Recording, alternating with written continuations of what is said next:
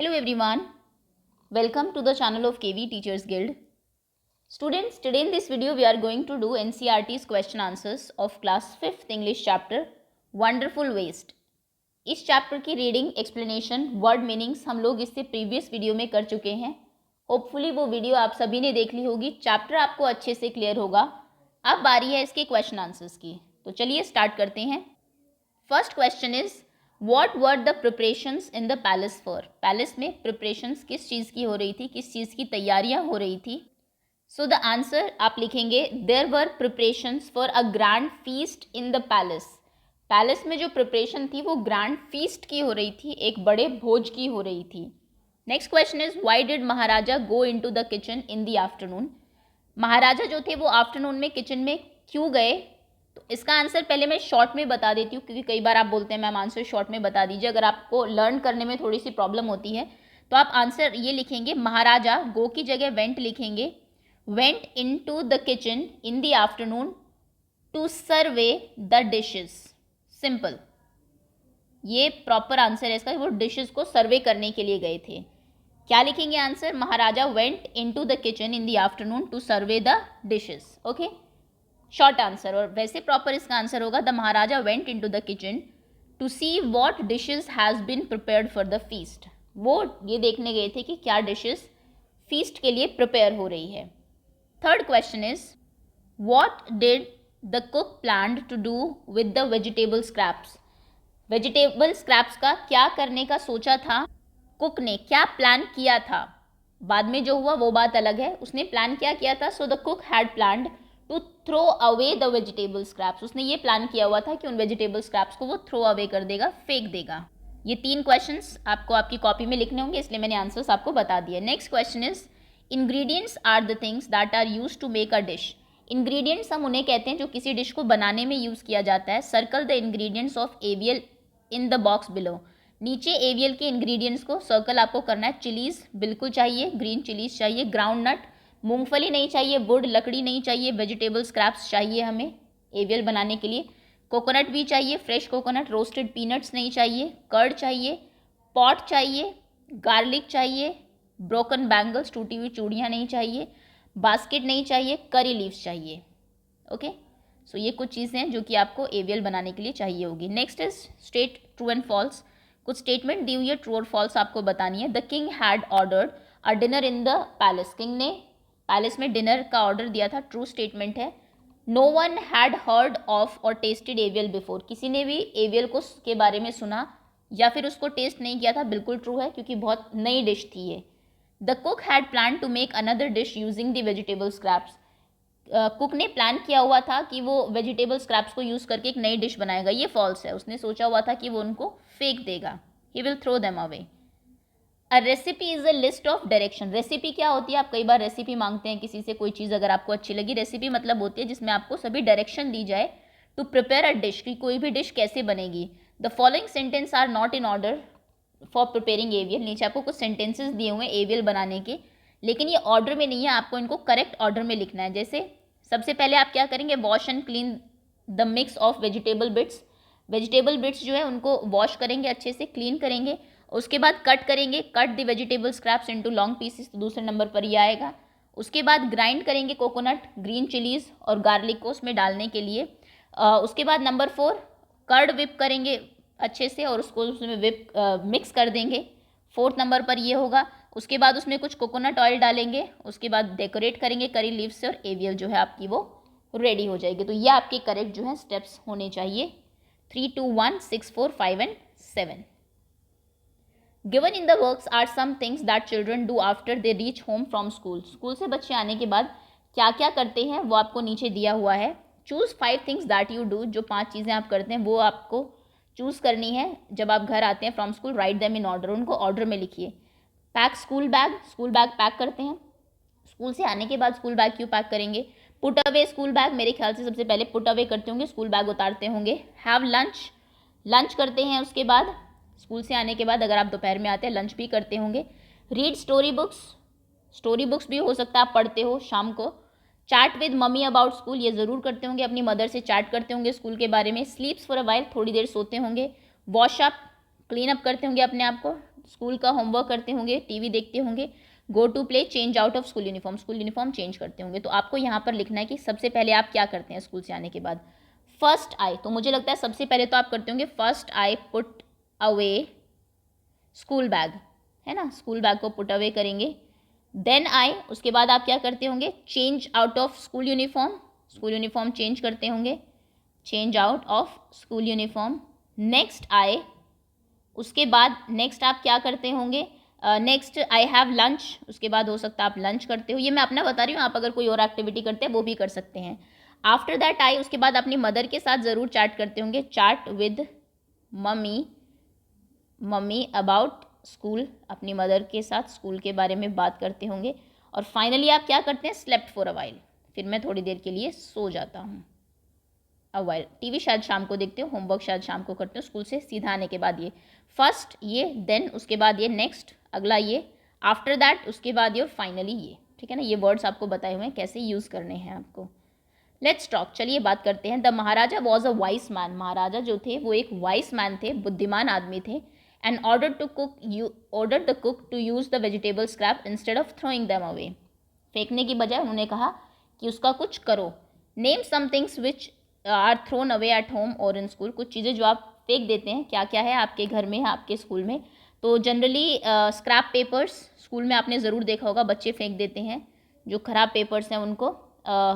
जो वेजिटेबल या न्यूज़पेपर्स हैं, न्यूज़पेपर घर में जनरली फेंक दिए जाते हैं, वैसे तो बेच देते हैं आप उनको। न्यूज़पेपर्स, ये सब चीज़ें, सीड्स ऑफ फ्रूट्स के जो सीड्स हैं उनको जनरली आप फेंक देते हैं।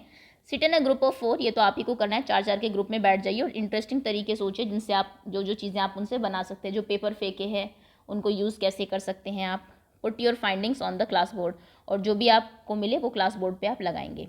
Word building, pair work, some words have more than one meaning, कुछ वर्ड्स ऐसे होते हैं जिनका एक से ज़्यादा जिनके मीनिंग होते हैं। जैसे कि पॉइंट, पॉइंट का मतलब होता है अ डॉट इन प्रिंट और राइटिंग, फुल स्टॉप, जैसे ये पॉइंट है ना, ये फुल स्टॉप जो आप लगाते हैं, पॉइंट। डेसिमल भी आप कहते हैं इसको, मैथ्स में अगर कहें। The number you score in a game, या फिर कितने पॉइंट आपके किसी उसमें आए, ये तो एज नाउन यूज़ करेंगे। एज वर्ब, टू शो और कॉल अटेंशन टू समवन, जब आप किसी की तरफ पॉइंट करते हैं, पॉइंट करना मतलब इशारा करना भी होता है। तो पॉइंट के दो वो हो गए, पॉइंट, ये पॉइंट, एक आपके कितने पॉइंट हो गए हैं गेम में। और एज वर्ब इसको हम कैसे करते हैं, पॉइंट करना किसी की तरफ। अब आपको नीचे कुछ वर्ड्स दिए हुए हैं, इनके मतलब आपको ढूंढने हैं, 2 से ज़्यादा मतलब होने चाहिए। जैसे कि ग्राउंड, ग्राउंड नाउन फॉर्म में कैसे यूज़ किया जाता है, जब ग्राउंड नाउन मतलब होता है प्ले ग्राउंड, है ना, जिसमें आप खेलते हैं, प्ले ग्राउंड। और अगर एज वर्ब इसको यूज़ करना है तो ग्राउंड करना मतलब होता है टू फिक्स समथिंग स्ट्रांगली, किसी चीज़ को स्ट्रांगली फिक्स करना, स्ट्रांगली, GLY, ओके। सर्वे, सर्वे नाउन मतलब होता है शॉर्ट समरी, एक छोटी सी, जब आप किसी को समरी बताते हैं। और वर्ब में इसका यूज़ होता है टू लुक केयरफुली, ध्यान से देखना, सर्वे करना carefully. Next scrap, scrap noun मतलब होता है वेस्ट मटेरियल, अगर आप एज नाउन यूज़ करेंगे इसको तो नाउन में इसको कहते हैं एज वेस्ट मटेरियल, खराब जो होगी ये चीज़ें, स्क्रैप। और एज वर्ब स्क्रैप का मतलब होता है टू थ्रो समथिंग, किसी जो खराब चीज़ है वेस्ट को फेंकना, उसको भी स्क्रैप करना ही कहते हैं।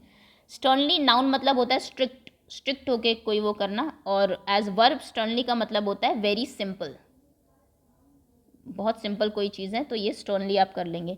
टेम्पटिंग, टेम्पटिंग नाउन होता है वेरी अट्रैक्टिव, बहुत जब अपनी तरफ कोई चीज़ अट्रैक्ट करती है आपको, very attractive.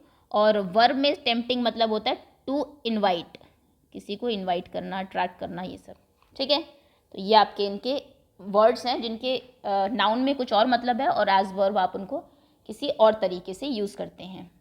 Make new words by adding dropping a few letter from the root word. Pound, pound में आपको ईडी लगाना है, ज़रूर नहीं है एज इट इज़ ही लग जाए, कुछ वर्ड्स हो सकता है आपको ड्रॉप भी करने पड़ जाए, इसको बोलते हैं pounded, POUNDED, pounding, POUNDING, pounding. Pounder, poundest कुछ होता नहीं, उसको क्रॉस इन्होंने कर दिया। ट्राई, ट्राइड, ट्राइंग, TRYING, इसमें लगता नहीं। लार्ज, लार्ज और लार्जिंग नहीं होता, लार्जर होता है, LARGEST, largest. New, newer, newest, WEST, wise, wiser, wisest, stare, stared, RED, staring, STARING, E हट जाएगा यहाँ पे फिर, ओके, इनको आप फिल कर लीजिए।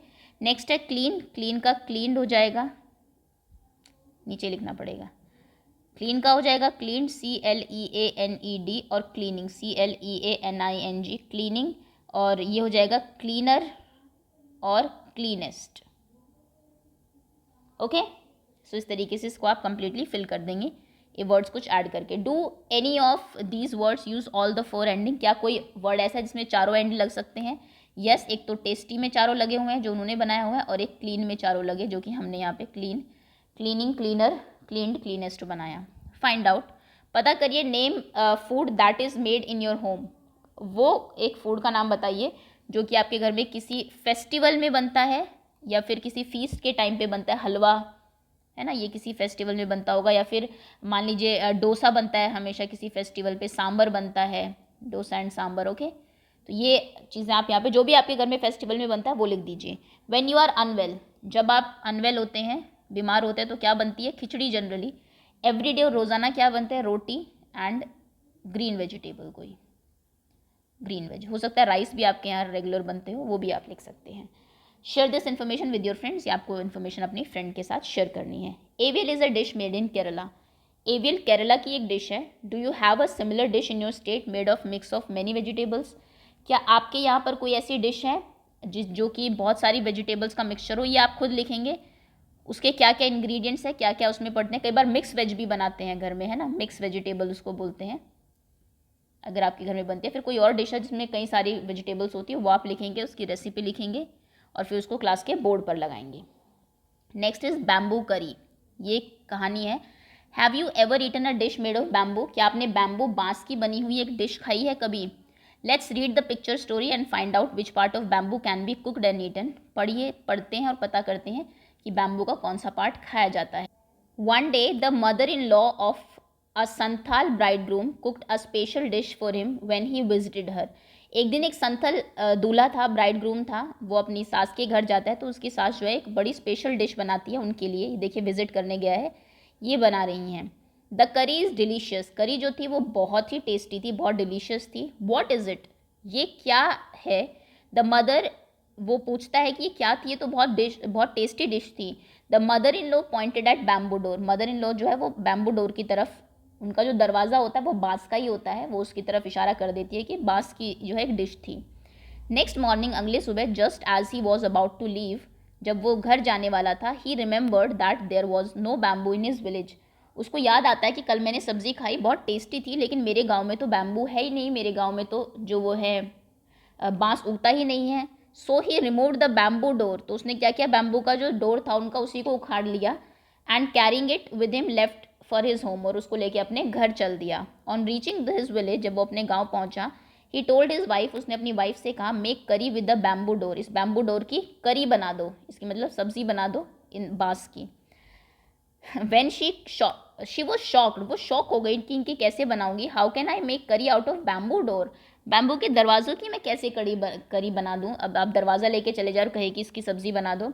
कम I will help you by chopping up the bamboo, वो कहता आ जाओ, मैं इन बैम्बू को चॉप कर देता हूँ, इनका छिलका उतार देता हूँ, फिर तुम बना देना। His wife boiled it and boiled it, bamboo बांस आप जानते हो जब सूख जाता है, जिसका दरवाज़ा बनता है, बहुत ही कड़ा हो जाता है, तो वो उसको बॉयल करती जाती है। Letter when her husband tested it, जब बाद में वो टेस्ट करता है उसको खूब बॉईल करने के बाद भी, तो वो कहता है it's too hard to eat, you don't know how to cook, ये तो बहुत ही मुश्किल है इसको तो खाना, बहुत हार्ड है ये तो, तुम्हें नहीं बनाना आता है bamboo. His wife added more water, उसकी वाइफ और पानी डाल देती है। एंड बॉयल्ड इट, और उबालती है कि ये थोड़ा सॉफ्ट हो जाए। इट्स स्टिल टू हार्ड, अभी भी ये बहुत हार्ड है, देखिए ये खा रहा है bamboo. I can't eat it, मैं तो इसको नहीं खा सकता हूँ। The mother in law came to visit the young couple, mother in law जो है विजिट करने के लिए आती है उनको। नेक्स्ट इवनिंग, दैट इवनिंग, उस शाम को, they all laughed at his foolishness, और वो उसकी बेवकूफ़ी पे, मूर्खता पे हंसते हैं। The mother in law said, mother in law कहती है, डिडेंट यू नो द करी was made from bamboo shoot, तुम्हें ये भी नहीं पता कि वो जो करी है बैम्बू शूट की बनती है। शूट होता है जब पौधा निकल रहा होता है तो बहुत ही टेंडर जो होता है, बहुत ही सॉफ्ट होता है, स्टेम जो होता है उसका बनता है। जब बांस का पेड़ बड़ा हो गया तो थोड़ी उसकी करी बनेगी। And not from bamboo door, और बैम्बू डोर की नहीं बनती ये संथाल एक ट्राइब है, वहाँ की एक फोक टेल है जो आपको बताई गई है। मतलब कि जो नया नया पौधा निकलता है, शूट जो होता है बहुत ही सॉफ्ट, स्टेम जिसका होता है, तना बहुत ही वीक होता है, उसकी करी बनती है। ये थोड़े ही तुम बैम्बू बड़ा हो गया उसके बांस की थोड़ी करी बना दोगे। अब चलिए कुछ क्वेश्चन है, कंप्लीट द सेंटेंस मीनिंगफुली। इनको आपको जो सेंटेंसेज है वो कंप्लीट करने हैं। The bride groom left with the door of his in law's house because it was made up of. उसने उसको बैम्बू डोर को क्यों उखाड़ लिया, वो किस चीज़ का बना हुआ था, because it was made up of bamboo, क्योंकि वो भी बैम्बू का बना था। And there was no bamboo in his village, और उसके गाँव में कोई भी बैम्बू नहीं था। The bride groom was unable to have bamboo curry in the end because, लास्ट में वो बैम्बू करी क्यों नहीं खा पाया, क्योंकि because it was too hard, क्योंकि वो बहुत हार्ड थी। ये देखिए पसीने आ गए इसको उबालते हुए, लेकिन वो सॉफ्ट नहीं हुई, होगा भी नहीं बांस सॉफ्ट। अब लकड़ी को आप ऐसे डाल दो तो वो थोड़ी सॉफ्ट होगी बाद में। Word hunt, fill in the blank with the word from the story. Word से आपको इनको फिल करना है। The bride groom went to visit his, bride groom जो है वो दूल्हा जो था वो किसको विजिट करने गया था, हिज मदर इन लॉ, अपनी सास को। The mother in law pointed at the, sorry, mother in law क्या करती है, पॉइंट करती है किसकी तरफ, एट द बैम्बू डोर की तरफ। He stayed that night with his in laws, वो अपने इन लॉज के साथ ही उस रात को रहता है। ही carried the dash back with him, वो क्या अपने साथ ले जाता है, ही कैरिड द बैम्बू डोर, वो बैम्बू डोर अपने साथ ले जाता है। द करी was made from bamboo shoot, करी जो है वो बैम्बू शूट से बनती है। ओके, से allowed, impatient, delicious, boiled, chopped, bamboo, began, ये कुछ वर्ड है जो आपको लाउडली बोलने हैं। दैट्स ऑल, ये था आपका chapter. Thank you so much. Hopefully सभी क्वेश्चंस आपको समझ में आ गए होंगे, स्टोरी आपने एंजॉय की होगी। That's all, thank you students.